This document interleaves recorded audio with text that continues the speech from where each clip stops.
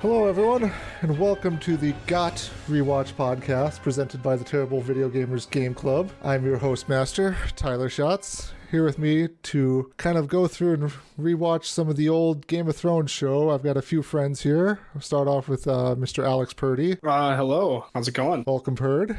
Next up is our good friend, Josh Cox. Hello. And then we've got the great Nick Castillo. Hello, everyone.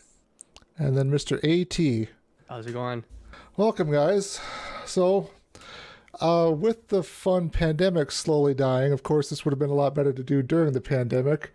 I thought I've been kind of getting that itch to rewatch the Game of Thrones show for whatever reason. I don't know why, but the show ended in 2019, and my history of kind of watching it starts somewhere in the middle, binge watching the first 3 seasons about 4 or 5 times as each new season released, and I was just like, I kind of want to rewatch the show. I think something about it still kind of just tingles in the back of my mind.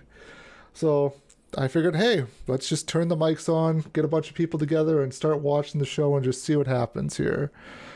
So kind of just thought I'd go around here, introduce everybody to the group as we've already done, and just kind of explain a little bit about our history of watching the show and kind of the world of A Song of Ice and Fire. Alex, you want to start us off? Sure. Yeah, well, my history with Game of Thrones, actually, I started watching it at the recommendation of Tyler. I think at that time, you even let me borrow the DVDs of a certain couple seasons to watch it. But anyway, so my journey, I guess, started maybe 2015, 16-ish, when the show was already well into kind of its peak popularity. But I'm also pissed off with how it ended, which I'm sure will be a big discussion we have that we can't go into now. So I'm kind of a cynic of the show now. Like, I don't really recommend it to people because I hate letdowns, but that's just me. But I'm excited to rewatch the first 7 seasons. Oh, geez, you're going to go all the way up to the first 7 seasons and then really drop your head, huh? Yeah. Next, we'll move over to Josh. You want to kind of talk about a little bit about your history? You seem to be kind of the unspoiled one of all of us. Right, I'm the unspoiled here. Yeah, I started watching Game of Thrones a couple years after it got big. Me and a roommate at the time were watching it together, and I came home from work one day and just in a torrid affair saw him watching Game of Thrones without me, and so from then on I just ditched out. That was somewhere in season 2. We were watching it at that point. So it was one of those things. I just didn't really watch TV myself at the time, so just never continued with it. I enjoyed it for what it was, but yeah, so somewhere in season 2 is where I last left off. Never read the books, and it was one of those things I kept always thinking, oh man, I heard about this episode, it sounds good. Then as the seasons kept progressing, like Purdy alluded to, it was just, oh, this season sounds worse. Oh, this season sounds real bad. Oh, everything sounds terrible. So I just never really got into it, but it sounded like a good excuse to hop in and rewatch it and experience it one step at a time again. Did you ever have any kind of like desire to pick it up throughout the show's run at some point in time and just start rewatching? Not really. Because it was one of those things, like, it felt like such a dense thing to try and go through and rewatch just to make sure that I kept up on what I had seen previously. And, I don't know. It's a dense thing to just go through by yourself, I feel like. It felt like a product of kind of that zeitgeist of, like, people are sitting around watching it and talking about it at the same time. So then to just be this solo affair of just watching it yourself and consuming it there just felt extra dense for that, personally. Okay. I get that. Yep. Some people, I've always kind of heard that this show even referenced to as like one of the last water cooler shows, basically just one of the last big shows to basically air that were people, like, everybody watched it, and after the episode aired, everybody would get together the next day just to discuss it. All right.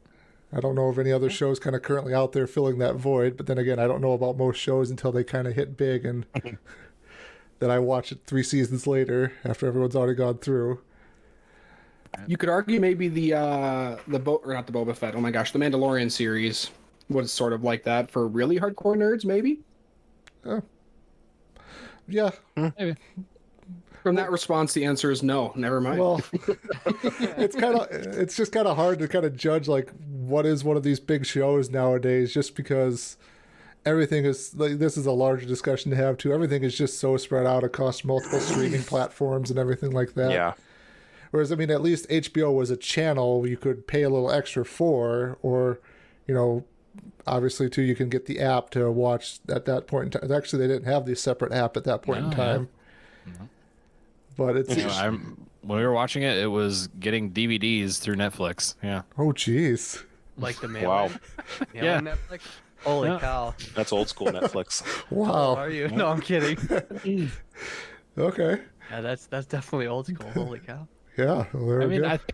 I think there's still a corner of Netflix where you can still get DVDs, if I'm not mistaken. But yeah, so it's not like it's impossible. It's just one of those things that was the way you could grab Game of Thrones easily if you were not an HBO subscriber. Sure. Okay. Nick, you want to take over? Kind of what's your history with the show and the lore is? Sure.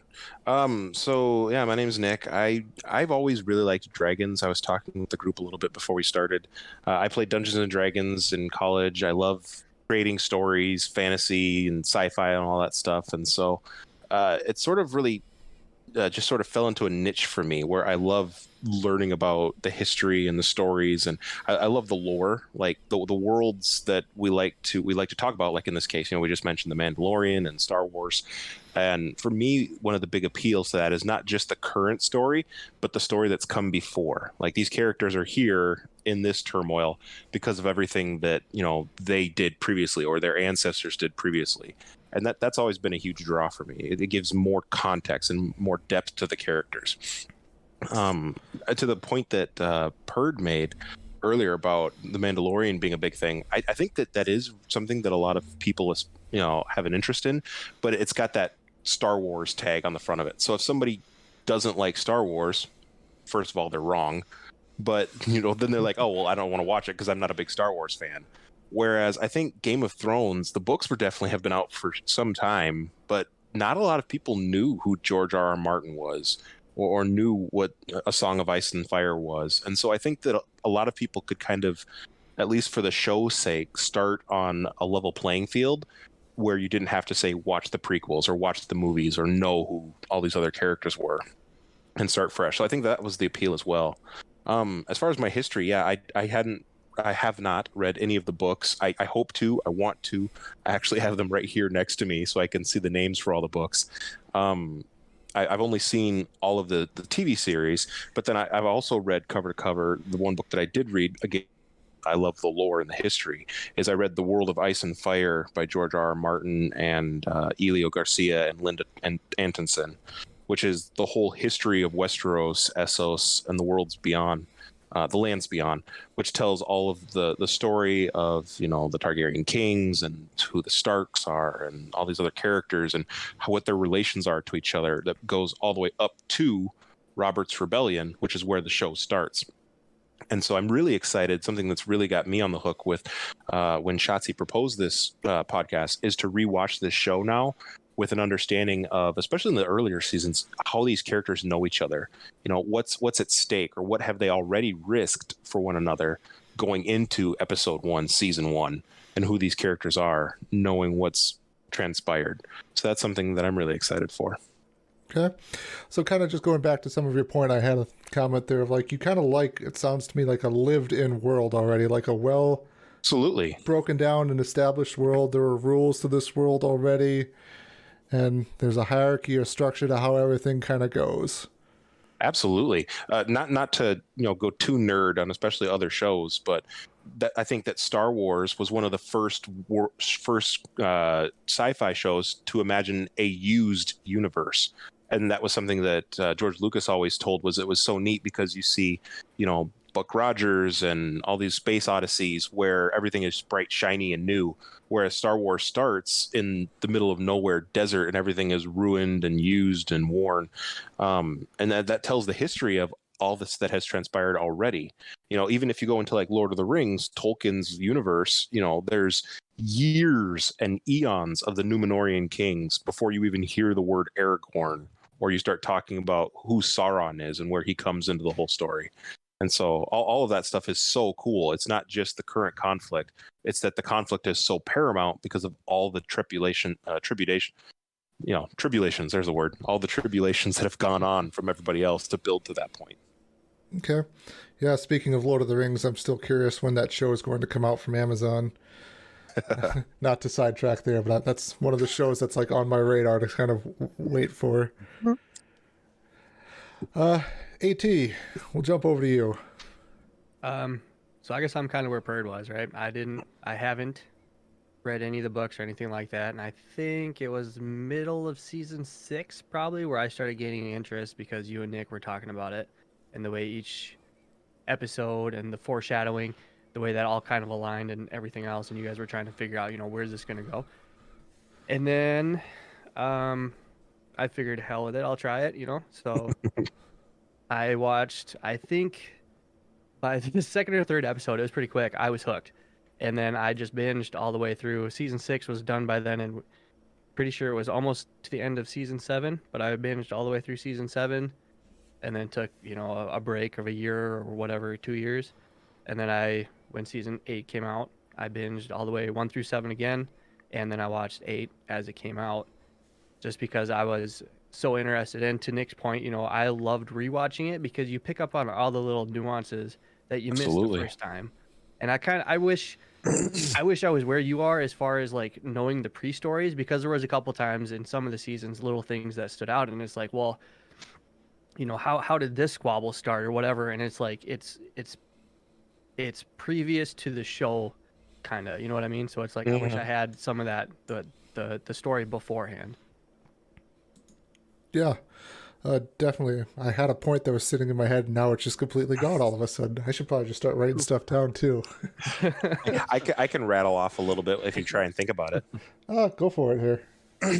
Something that you mentioned too is those of you who you said you binge watched a little bit of the show. I'm really excited to hear what your comments are going to be on some of this podcast episodes, because I've only seen it once through. So absolutely, since 2019, there's stuff that I'm not going to remember. It's like, oh yeah, that's right, that interaction happened, or this character had this story, or this one-liner that may or may not come back down the road. And so for those of you that were able to binge watch it, like, so much of my experience with the show was, speculation and what's going to happen, and I got to wait another 7 days to figure out what's going to go on, and so to see it just in continuation all the way through, there's a lot that I'm really curious to hear your point of views on, as far as like what this character seemed like in one fell swoop versus maybe my mind running away with me between the scenes. Okay. Yeah, I think that's a great point there. It kind of triggered my mind of what I was thinking about. So yeah, like I did binge watch it a bunch. So to go into my history with the show, I did binge watch it. I think I started on Nick's recommendation here. He had told me basically it's like Lord of the Rings, which is probably my favorite trilogy of movies of all time, pretty much. I think Nick's recommendation came around maybe the end of season 3, season 4, or whatever. So I binge watched those first seasons multiple times there. I lived with a guy who had the HBO Go account, so he went home one weekend and I just started watching the show a whole bunch and basically didn't stop until the weekend was over. And then basically from then on, I was watching each episode kind of as they aired on the HBO app. And a little background too is I've read the books. I've read the first 3 books. I kind of started book 4, but just kind of fell off because I tend to just go to sleep now when I get into my bed instead of just laying awake for a while. But yeah, like you had mentioned, AT, like little points there where you'll pick up on like your rewatch and stuff too. Like I'm definitely looking forward to like picking up on more of the little points. Like I remember the first time I watched through the show here, it was kind of hard. It was similar to like when I read through the Lord of the Rings books of like people would yell off names throughout the show and I'd be like, okay, who is that? And then I just kind of kept watching, and then finally it all started to coalesce together. Like, okay, they're talking about Ned Stark. Okay, that's the character who was played by Sean Bean. Okay, I got it. That's in my head now here. And then the second and third times and stuff through, it was just like, okay, Ned Stark right here. This is what he does. Okay, yep, picking up on all these little actions now. So you get to focus in more on the detail then of each scene instead of just watching it all through so quickly there. But yeah, that's my history on the show. Again, I kind of fall somewhere, not maybe as harshly as Perd does on the show, but it just, season 8 just took a lot out of what I enjoyed about the show so much. It's just kind of like, I kind of want to take a break from ever rewatching the show again. And 2 years later, here you are. And 2 years later, here that itch comes again. Well, So, seven excellent seasons. Like No. Yeah. one season, don't get me wrong, I feel some of Purge pain there. But I feel like that one season is not enough to stain the other 7 excellent seasons before it. I'll make an argument here. Exactly. Everyone always wants to give season 7 a pass. I don't think if you sit there and think about season 7 and go, okay, maybe season 7 wasn't as great as I remember, because I think to me, it really kind of season 6. There's one episode in particular in season 6 that is probably my second favorite episode of the entire show. But I think it kind of really stopped season 4. So to like give a little history about the show too, from what I've read here on different things about the show here is right around when they started doing season 5, that's kind of when they were running out or pretty much near the end of all of the written material that George R.R. Martin had done, because that's important. he is still yet to finish the books. There are supposedly 2 books remaining, The Winds of Winter and A Dream of Spring. Correct. So the showrunners had basically started running out of material. They had the overall outline from George on where everything was headed.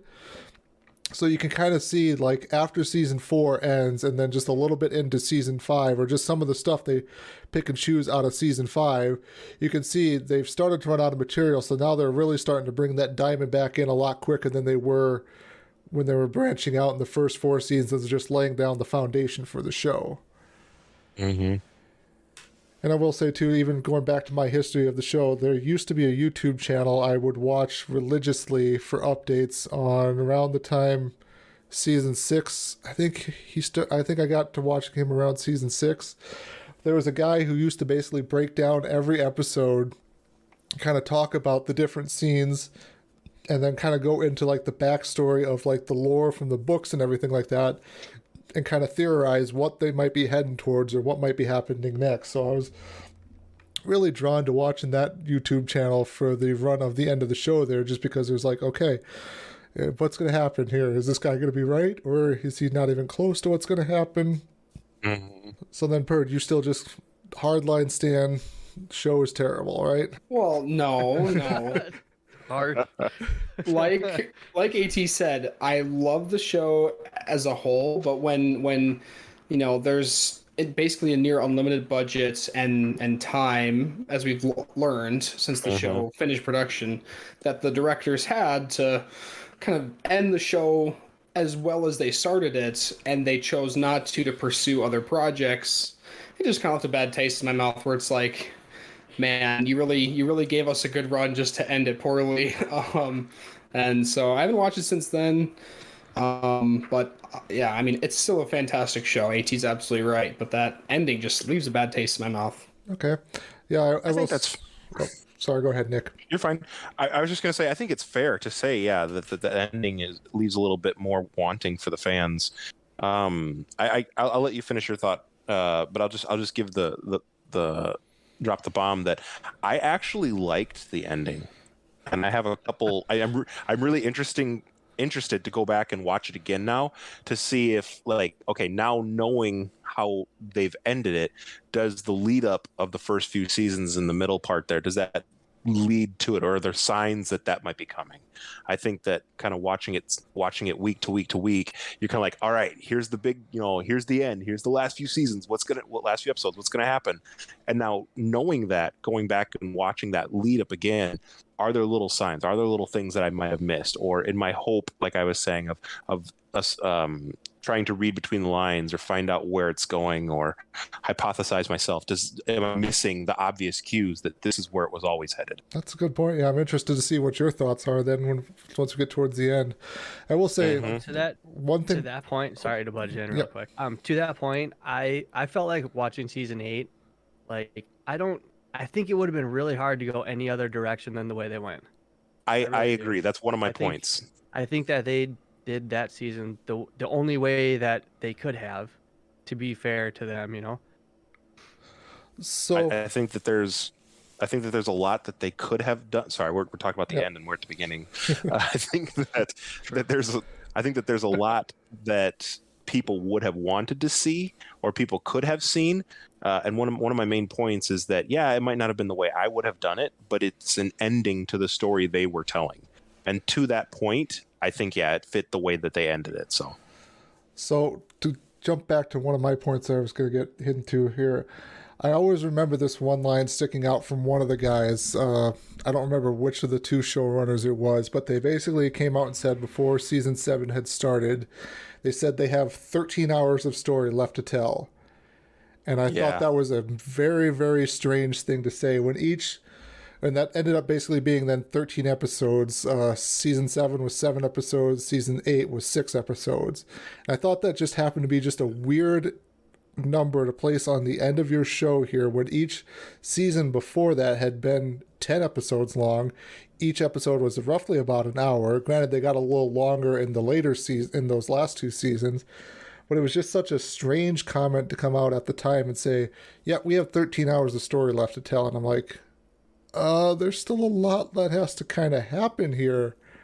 That's kind of a weird statement. And I started theorizing, well, maybe this season they'll do this, and then this season they'll take care of this or whatever. And then it didn't end that way, the way I had thought. So I was just kind of like, okay. When season 8 rolled around, I'm like, man, they still have a lot to do to try and wrap this all up. But we'll see what happens.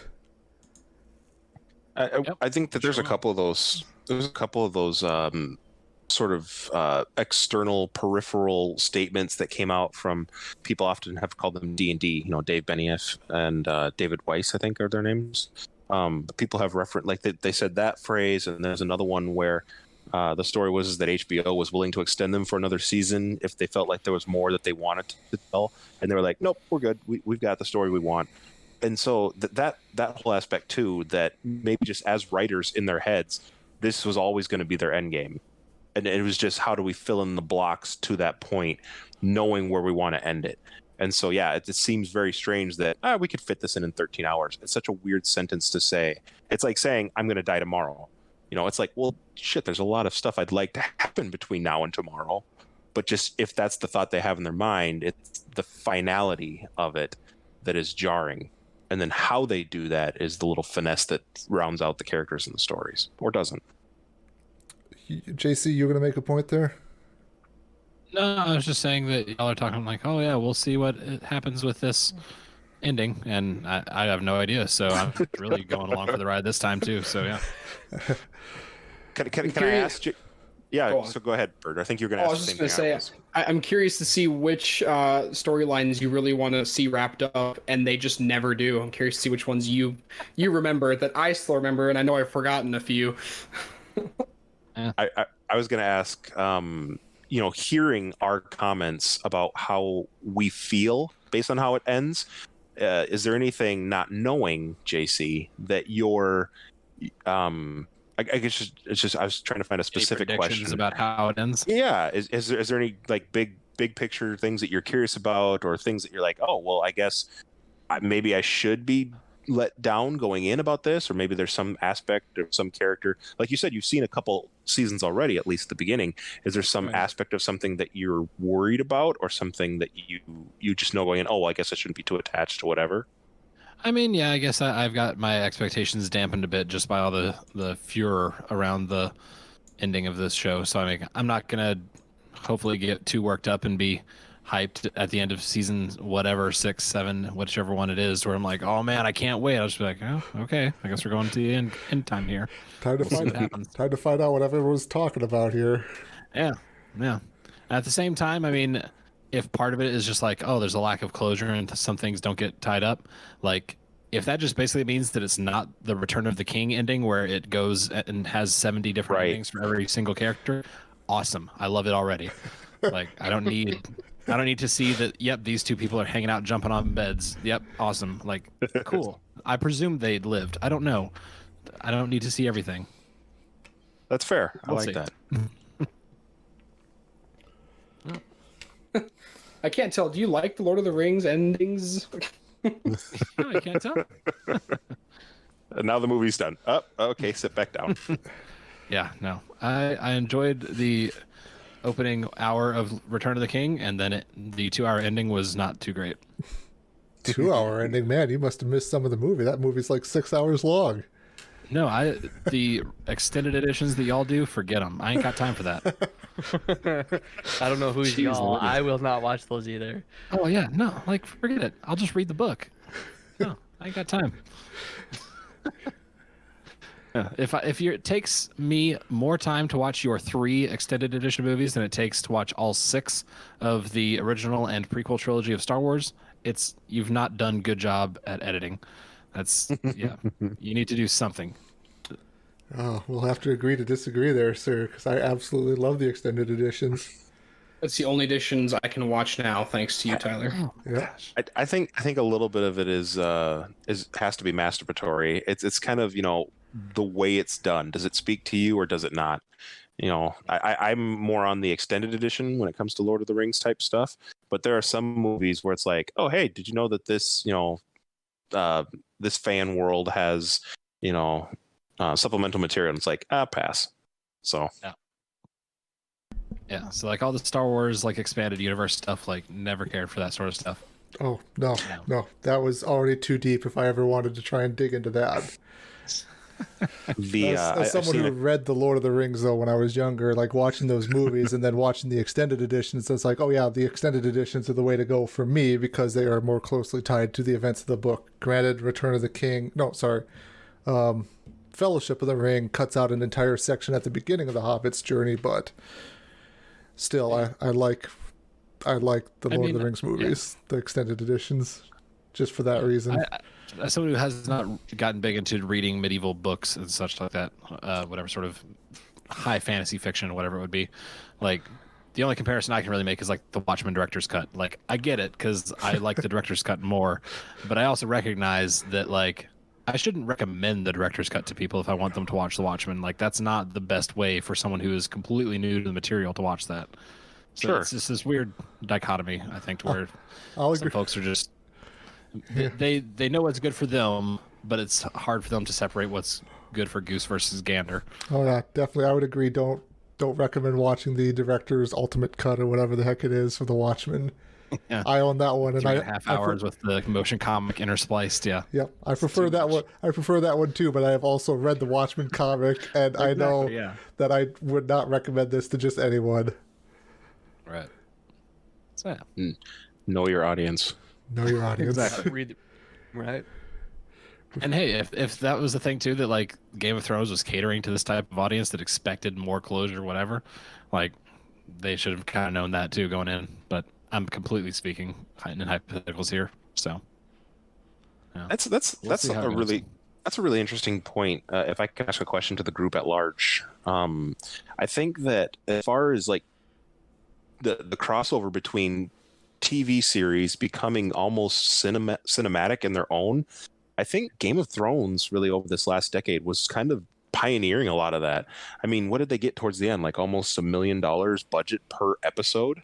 Oh, I think it was way beyond that. Ridiculous. Yeah, I And think it was way more than I think that sort of like there's certainly been TV series, I'm sure, over the years, I can't think of any right now, that have sort of pushed that envelope with budget and, the characters and the actors playing these roles have kind of become superstars for the roles that they're playing, and they're world-renowned faces now because of this show that's catapulted them into the limelight.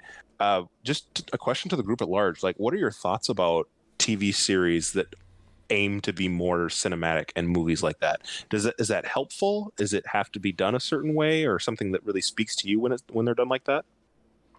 I think if they have the story to tell, that's probably the way to go. I mean, Game of Thrones is a perfect example of that. The first, Tyler pointed out, the first couple of couple seasons, all the episodes are right about an hour, 40 minutes, somewhere in there. But then you get to like the last couple of seasons, and they spread out. I mean, I can think of specifically 2 of the episodes in season 8 that are, they got to be like an hour and a half or better, and that's almost a full feature movie. Mm-hmm. Yeah, I'm all for them. I'm an American. Give me as much content as I can possibly handle. Yeah, I'm Spectacle. anti-American. I hate the consumerism of just like, I'll just shove stuff at my face. Trim it up. Brevity is the soul of wit. Don't waste my time. I like So, that. yeah. Brevity's the soul of wit. So yeah, no, as someone who doesn't, like I said, I don't usually just watch TV. So like it's been one of those weird things to try and like make that switch in the past decade of like, okay, well, these are kind of the quality of movies and they're telling stories that are semi-analogous to movies, but it's also a weird thing in the era of like the Marvel Cinematic Universe and stuff where those things, they may have just been better as series like this, you know, instead of these gigantic feature films that take forever to come out. I mean, yeah, granted, COVID has disrupted a bunch of that, but I mean, like, I just kind of don't care about what happens with the next Marvel movie at this point. But you know, the next HBO miniseries that comes out, like, sign me up. I mean, to that point, most of these, like you mentioned, Marvel, most of those comic books have been out since the '60s, and they're just telling the stories that most people have already read.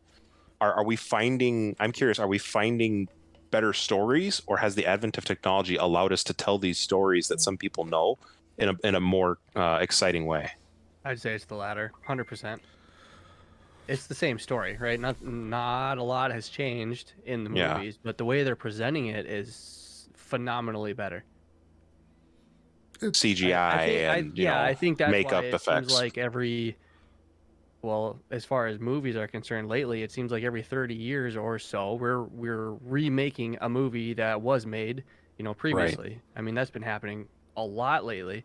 It's like I don't know, that could have something to do with just kind of lack of imagination as far as writers are concerned. They're not, I mean, that's kind of how it is, right? If you're not going to write new content, you just find an old movie that did all right and then kind of renew it and play it again. It's a different audience, different time, better CGI, better effects and everything else. And I mean, most of them do really well. Yeah, I would say, to go back to your first question there, Nick, I would kind of echo, I think it was AT who said this, of just kind of like, if the story is there and they can fill in, as an example, 10 episodes worth of content with quality stuff, I will happily sit down and watch a pilot series or a series, HBO series like this. Like, I watched The Watchmen, and the only tie that has is basically just the name to the comic book, and I thought that was really interesting too. That's what drew me in, but then just kind of watching the story and seeing where it goes was interesting to me. Or even to I think maybe AT and I are the only two who have probably seen this, Westworld. You've talked a lot about Westworld, yeah. I finished the first season of it. Okay. So I was kind of drawn into Westworld because it was like the next big thing from HBO. So it's like, okay, I'll check it out to see what it is. And I remember I was just absolutely like confused, lost. I don't know what the right word is just trying to understand what was going on basically throughout the first few episodes there. And it wasn't until the end when they started wrapping all of the thread lines back together. I was like, okay, wow, yeah, yep, I got this. This is really good. So as long as they've got the story there to tell, I will happily come along for the ride. And I will, agree, movies are starting to get longer and longer and longer. Like Endgame, Avengers Endgame is 3.5 hours long. And granted, yeah, they had 10, I don't know, how many movies was it? Like 23 movies? Yeah, something like that. So basically they had this 20s. entire plot line of stuff to kind of all coalesce that they were basically slowly building for. And most of it wasn't really on purpose, but it was just like leaving little pieces here and there to kind of slowly guide us towards, okay, Thanos is coming, Thanos is here, now we're going to deal with Thanos, basically. So, I mean, there could definitely be some work in cutting down movie runtimes sometimes, but also, too, like, if the story is there, again, I will happily sit through a 3.5 hour movie in the theater, just eyes glued to the screen the whole time. All right, I guess we've kind of hit on everything there, kind of diverged a little bit into side stuff too, which is perfectly fine for this kind of podcast. Anything else you guys want to kind of throw out there about the show, or kind of things you're kind of looking to experience or gain kind of while rewatching it? I'm just looking forward to like finding out all the other things that I've missed even through the second watch through, because there was so much between the second and first time. It's like, oh my gosh, like this guy said this thing and it's foreshadowing like 6 episodes ahead and all this stuff. Mm-hmm. It was pretty fascinating to me, especially like there's one character who's very involved with all the happenings, and once you learn who that is and you start to pay attention to what he's talking about, it's like, holy shit, this guy knows what he's talking about. That was pretty fascinating to me. Okay. Nick. I'm assuming I'm just going to find out more as the third. on your third watch through, you're going to find out even more. Yep. All right, Nick, what do you got? I'd say the same thing. Just to rewatch the show again, especially in those early seasons, sort of like AT was talking about, just a little ground world building, but also laying the foundation for the relationships between the characters and how they act with one another, and who they think they're allies with, and who they thinking that they're not allies with. So really interesting interactions. Okay, JC. I'm excited to see what the Red Wedding is about. I heard a lot about that, so I really like love stories. So it sounds like it's gonna be a good time. It's all fine. It's just a tender moment in the whole show. All right, and Perd, what do you got? Funny that JC says that, because I'm very excited just to hear his reactions to all the nutty twists that come along with the show. I'm excited to re-experience them in a smaller sense, but it'll be fun to hear a newbie's thoughts. And a little bit correlation to what I was saying. Essentially, all the stuff that everybody talked about all the time going into it. It's like I'm curious to experience that the first time, but also then to like take what we're experiencing and then like use that against Nick's lore book and see like maybe there's some plot threads that we think we see and understand, and like, oh nope, actually it turns out this or that. So that'll be an interesting little thing to have that resource at our disposal. Okay, cool. And myself is just kind of, not only I'm going to be curious to kind of listen to like what you have to say about the show, JC, because you'll get to experience basically from start to finish without having to have any wait time in between seasons like the rest of us experienced. And two, I'm just no kind wait of time between seasons. I mean, geez, yeah. List. It's gonna be 37 weeks of this. Yeah. Well, this is a show that ran for 8 seasons, so trying. If you can commit to one episode a day. And then I'll try and keep on pace for the episodes, so that way I'm pure whenever we get to each episode, and I have no idea what's happening next time. And then for me, I really like this character. They're so nice. I hope they stick around for a long time. Yep. And then also too, I'm just kind of curious to just kind of rewatch the show again to kind of maybe, excuse me, like you said, Nick, just see, is there anything that was maybe more foreshadowing of kind of how we got to the end that we did. But then, yeah, I suppose that is it. Any final comments here from anyone? Oh, I suppose I should lay out to what the episodes are going to be that we're going to watch. Sure. So what's up for next time? Yep. So I sat down, kind of looked at the episode guide here, just for anyone else listening in. I sat down, looked at the list of episodes, and kind of went through in my mind and going, okay, I remember roughly what happens in these episodes here. So I kind of grouped at least the first 6 seasons together in kind of a similar fashion. Well, I take that back. Looking at my list here. About the first 4 seasons, they're grouped. Nope, not even that's correct here. I basically grouped the seasons kind of in a way that I grouped chunks of episodes together, and then as like one block of our next episode would be talking about these chunks of like 4 episodes, and then towards the back half of some of the later part of the seasons there, I broke it down to do some of the individual episodes, just because episode 9 was always big about having one big thing happening in episode 9 here that kind of impacted not only the rest of the season, but kind of further seasons going forward. And then episode 10 was always a good kind of summation of this is what's kind of come on through the season, and we're setting the pieces in place for the season to come. So to start off with here for season 1, episodes 1, 2, 3, and 4 for next time. So we'll watch Winter is Coming, The King's Road, Lord Snow, and then episode 4 is titled Crippled, Bastards, and Broken Things. Okay. All right. Good stuff. All right, so that should do us for the GoT Rewatch podcast. Thanks for listening, everybody, and we will see you next time.